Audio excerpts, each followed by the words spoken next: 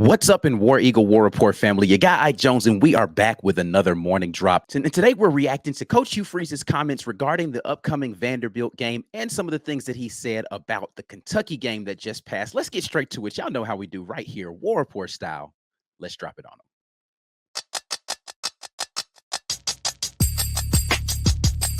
You are now listening to the War Report. Drop. Morning drop. It is Tuesday, October the 29th, and we are in here talking a little bit about the presser that just happened yesterday. Coach Hugh Freeze addressing the media after getting his first SEC win. He talked a little bit after the game about just kind of the excitement of getting that first SEC win this season, not necessarily for him, but for the players and for the fans who've been wanting to see this, and trying to take a minute to just really embrace that moment and use that as momentum going forward into the rest of the season, and really taking an opportunity to celebrate the win. He talked about this really last year. He's like, listen, well, you don't come in here with the expectation you're going to win. You don't know when you're going to win. So you're going to celebrate every opportunity you have to win. And I definitely appreciate that mindset. But he did talk about a few of the things that need to get cleaned up. And namely, the biggest thing, I think that's been the biggest glaring error that has not been addressed a lot previous to this game, was the special teams, right? He talked about his frustration with what's happening with the special teams and how that's getting Auburn off to these bad starts, these poor starts that are hurting what they intend to do and come in with the plan. So first, we're going to hear Coach Hugh Freeze's comments about special teams miscues so far this season. I've begged him. 25. Yeah, it was no more of that after that one, I assure you. We're not doing that anymore. If I have to start another possession inside the 25 because we have a penalty on a return, I think I'm going to I'm going to lose it now. You that has to stop. And how much does that affect your script? And Oh, everything. Everything. It affects everything. You just and then it usually affects the next possession because you're going to put your defense about midfield, and that's where the first 10 points came from. So it's just we can't keep offensively. I don't know where we've got to be one of the top in the nation on fewest penalties. We're not terrible on defense either, but special teams we have way too many penalties this year, and if it means us staying in the end zone, then stay in the end zone. Let's just fair catch the ball and give it to us on the 25 and let us go from there. So we've got to get that cleaned up for sure, and we got to start being consistent in field goal attempts also, which I think Alex is getting closer and closer to being himself. He had enough leg on the one he missed, just pulled it a little. So Coach Hugh Freeze there talking about the special teams miscues, and that's just been another portion. Listen, 3 phases of the game, and Auburn hasn't really been clean in any of the 3 phases. And when you're a team that's only won 3 games, that's going to be indicative of how you need to get your stuff together in a lot of different places. And so Coach Hugh Freeze talking about kind of the nature of what's happening right now with this football team and the things that they need to clean up in terms of the execution for the special teams specifically. And he's like, listen, man, if we just got to fair catch the ball, then let's just do that. Like, let's not go outside of the end zone. Like, I don't care. Just let's start at the 25 if we're going to continue to have these kinds of issues. So you do, I'll be interested to see what happens on that first possession, that they get a kickoff in the Vanderbilt game, whether or not he's just instructed them, hey, we're not even going to attempt to do a return here. Or if they try to get a return and then something happens and he's like, okay, none, we're not doing this anymore. So that's something I'm going to be paying close attention to in this game coming up. How do they handle the kickoff return responsibilities, and what's going to be the thing that is going to push them to say, look, we're just fair catching the rest of them. I don't care if it lands at the 10-yard line. We're just going to come up there and fair catch it. We're not going to try to set up returns anymore if we can't stop shooting ourselves in the foot. And that was really, other than the interception and the end of the first half kind of debacle that happened there with not getting the field goal together, the special teams were really the only thing that left you with a sour taste about that Kentucky game. I mean, there were some other things that are just natural. It's going to happen. Kentucky makes some big plays, but the special teams miscues were a big thing. And he went on to talk about a little bit about the field goal stuff, right? Like Auburn has struggled to make field goals this season, mostly with Towns earlier in the season. And then subsequently with Alex coming back from injury, missing that second field goal that he had an opportunity to make. Now, it is of note that taking the penalty that happened is really what pushed that back and really out of the comfort range of where they said they wanted Alex to be able to kick field goals. So, um, he did miss it, but I think he would have had a better opportunity had that penalty not happened before that. But I think it will be interesting again to see kind of what the confidence is of Coach Hugh Freeze and his ability to make longer field goals during this next game, or really throughout the rest of these games. If points are going to be a premium, is he going to feel comfortable wanting to put that responsibility on either of those kickers, fresh off of injury or returning and recovering Alex, or whether or not Towns is going to be able to make those longer field goals? Those change how you call plays, and those change the chances that you take on fourth down, particularly if you're in kind of that no man's land where it's going to be a 45 plus situation, but you have kickers who have the leg for it, but can they make it in those moments? So that's going to be interesting to see going forward. Next thing I want to talk about here, a little bit of a moment of levity, but like reality that a lot of Auburn fans have been talking about really since the news came that Diego Pavia, Jerry Kill, Tim Beck, that entire New Mexico brain trust and playmaking uh, nucleus moved over to the Vanderbilt program and is now there and coming to Auburn again after New Mexico beat Auburn last season, after New Mexico the previous season to that beat Liberty, coached by Coach Hugh Freeze, and him having to deal with Diego Pavia for now a third season in a row. We will hear Coach Hugh Freeze's comments in regard to what he feels about having to face Diego Pavia again this season. I'm sick of seeing that quarterback. I've had enough of him, and what a competitor he is, and the job that Clark Lee and his staff have done there. Man, to be in the games and have a chance to win all the games they're playing against the nation's elite is so impressive. And I don't know, what year is this for Clark? Third or fourth? Fourth year. I do think it speaks to, and I know nobody likes to hear this, but man, good coaches, which there's no bad ones in this league. I mean, you get time to really establish your culture and your locker room and people that believe in your system. You should be, better when that fourth year rolls around for sure. And I think that's definitely happening there. And boy, they're just playing with so much confidence, and they know who they are. One of the scariest things, I mean, you're basically playing Navy. It doesn't look just like Navy, but you're not. I mean, Alabama had 44 real snaps of offensive football against them. Last year when we played him, the first time we touched the ball in the first quarter, I believe, was with 5 minutes and 5 seconds left. That's uncomfortable. And so they know who they are, and they're good being who they are. And so, and then he moves and makes plays and is savvy and smart and tough, and again makes everybody do their assignment on every single play, or you get burned and it's 3 yards here even on a broken play, and then it's 4 yards and it's 3rd and 3 and they get 3.5. And a lot of it's, due to their system, which they're very well coached. And, they got my offensive line coach there from Liberty. He was with me at Liberty, Coach Klanakis, and he's doing a heck of a job. He's one heck of a coach, and he's doing a great job with their offensive line in the run game. And have respect for Jerry Keel for sure, and Tim Beck, and obviously Clark, I think, is one of the best head coaches in the game.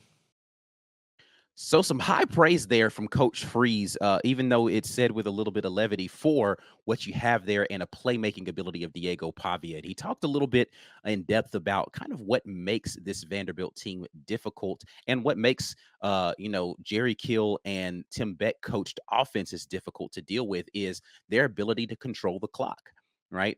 They will go on long drives and they'll get, chip away at it 2 and 3 yards here, 2 and 3 yards here, and get into third and medium, third and short situations. And then because of all of the moving pieces that go along with that offense, he said it's basically like playing Navy, right? Because they have, basically an option style offense that they're running out of shotgun.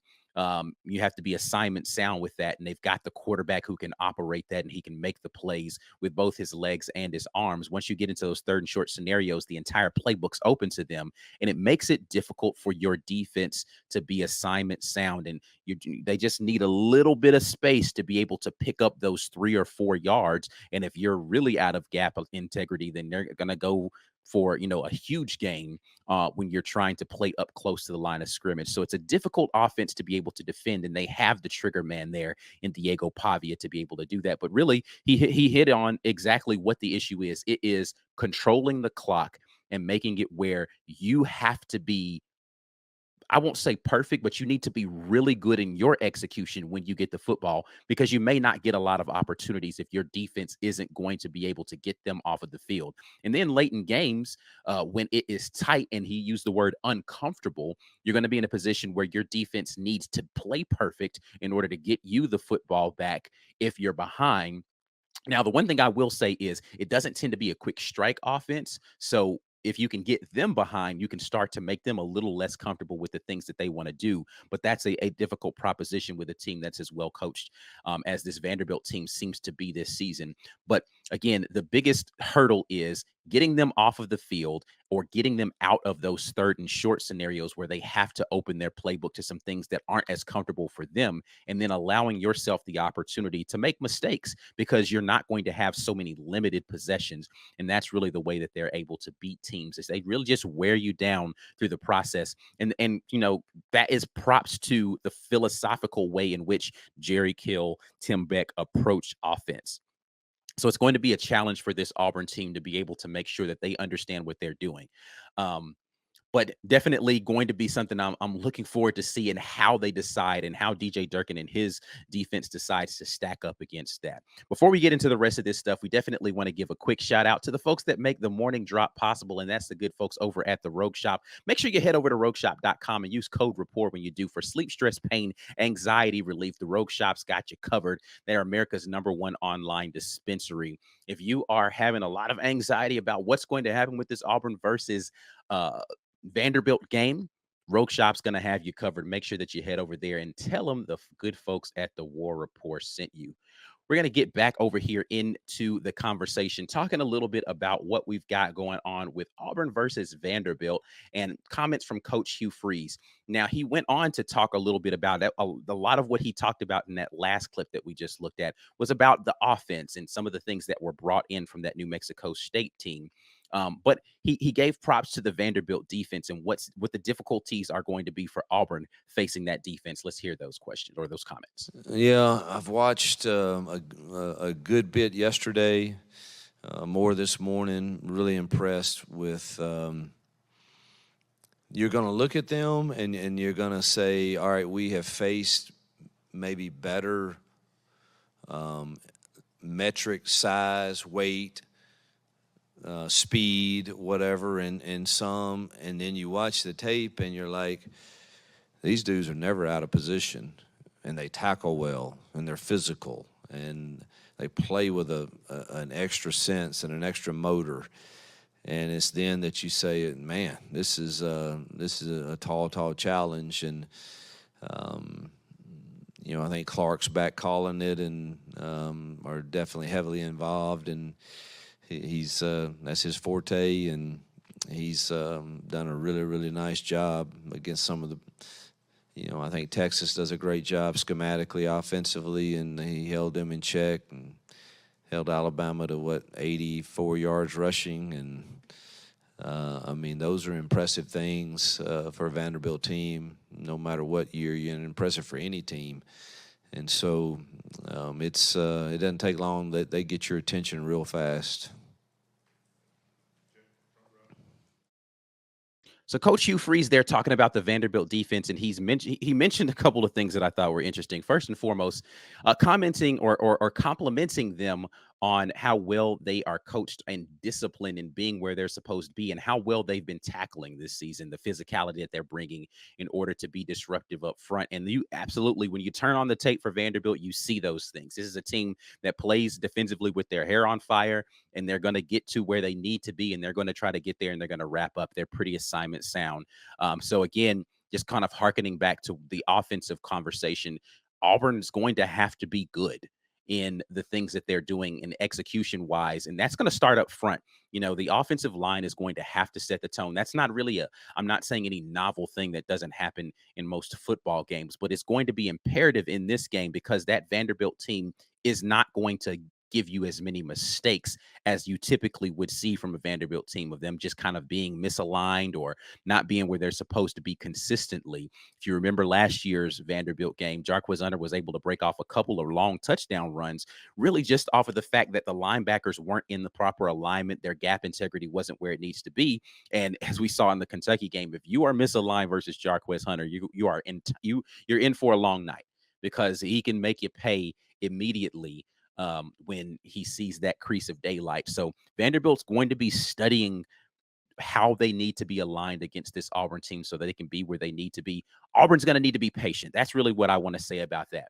Auburn's going to need to be patient and do some of the things that they did against Kentucky, particularly in the pass game, and not have to feel like they're going to have to hit home runs. But a lot of that's going to be contingent upon not feeling pressed or pressured because you don't have as many opportunities. So this is all, it's complementary football's got to happen in this Vanderbilt game. And the last thing that he said that I thought was interesting there was really commenting on the fact that from a physicality standpoint and from a when you just look at the raw skill and the build and the makeup of the players on that Vanderbilt team, you don't think to yourself, oh, this is a physically imposing team. They've got a bunch of 4 or 5 star guys out of there. They're just disciplined, well coached. Not just, I don't want to minimize being disciplined and well coached, but it goes to show you that playing the game of football sometimes isn't really about all of those things. It's not about the measurables. It's going to be about some intangible things. And Vanderbilt possesses that in spades this year. Chief amongst those is just the belief that they can go out there and they can beat opponents that they have in front of them. They've got that chip on their shoulder and a lot of swagger coming into the stadium that's going to be there in Jordan Hare. And they've got a leader there in Diego Pavia who has experience winning in that stadium before. It's going to be interesting to see how Auburn combats that. But speaking of that, Coach Freeze talked about how he's going to get his team motivated, and will last year's New Mexico State game factor into how they're going to prepare for this year's Vanderbilt team? Definitely want to hear that comment. Yeah, no, we're going to tell them the truth. We got some good cut-ups from their team. They play extremely hard, extra effort. Not just him. I mean, I got some good clips to show our defense. This is what you're up against now. I mean, these guys are defensive ends, get knocked on the ground and then run and make a tackle on the other side of the field for a 6-yard gain. I mean, their effort is phenomenal. And then obviously his toughness and leadership and grittiness is if they don't know it, they will after today when they see the tapes and hear our defensive staff talk about him requiring you to play assignment football on every play. We won't talk much about last year. So interesting. Coach Ufree says New Mexico State from last year is not going to be something they use as motivation. I will wonder whether or not in the players' minds that's going to be there, particularly with Diego Pavia being a part of that. But listen, it makes a lot of sense because this isn't New Mexico State. Now, it is Diego Pavia, it is Jerry Kill. And they do have a couple of other players from that New Mexico State team, but showing you plays from last year, even if it's going to be a similar offensive system, is not really going to tell the story of what you need to know about this year's Vanderbilt team, because it's different athletes, it's different people at different spots. And though it's scheme wise going to be very similar, you've got enough Vanderbilt tape that you don't have to go back to New Mexico State to prepare your team to be able to play. But he also isn't really trying to use that as a motivation. They should be motivated in his mind by the task in front of them, which is Vanderbilt, not necessarily trying to get back at Diego Pavia. But I wonder, and it's natural for players to have that mindset, especially considering how much they've likely been hearing this from people about Diego Pavia. Oh, he's coming back into your house. Is he going to do it again to you all here in a different uniform? Whether or not that factors into their minds. And I will be very interested to hear comments from players this week in the media, and then post game, because, pre-game, they may talk about, hey, no, we're playing Vanderbilt. It's not about Auburn versus Diego Pavia. It's Auburn versus Vanderbilt. They may do that and may be coached to say that sort of thing. But I wonder if you were to ask them post game, was there any motivation for that, whether or not some of that truth will start to spill out there afterwards. But I am very interested to hear how they go about just kind of the mental preparation to be able to go out there and try to get their second now SEC win this season, first at home this season, as they hopefully will, in an unfriendly way, welcome the Vanderbilt Commodores into Jordan-Hare Stadium. But that's it, man. I'm going to get out of here. I definitely want to hear your thoughts about this Vanderbilt game in the comments that you heard from Coach Hugh Freeze. You can hear the entirety of his comments right here on the War Report channel. So go ahead and go over to that video and hear the entirety of the comments. And he talked a little bit about, again, the team coming off of that win in Kentucky, a little bit about some of the players in Jay Crawford and what he saw from Dorian Mousey and all of those things. So definitely Keyron Crawford got some praise there. So go check that out and hear those comments. Definitely want to hear your thoughts on that video and this video, all the things that you've heard from Coach Freeze. But I'm about to get out of here. Appreciate you guys jumping in here with me again on a great morning drop. Once again, the sponsor of the morning drop is the Rogue Shop. Make sure you head over there. Use code REPORT when you do. Get you 15% off at America's #1 online dispensary. Like the video, subscribe to the channel before you get out of here. We'll be back at you with more great War Report content the next time. But until then, and as always, War Eagle.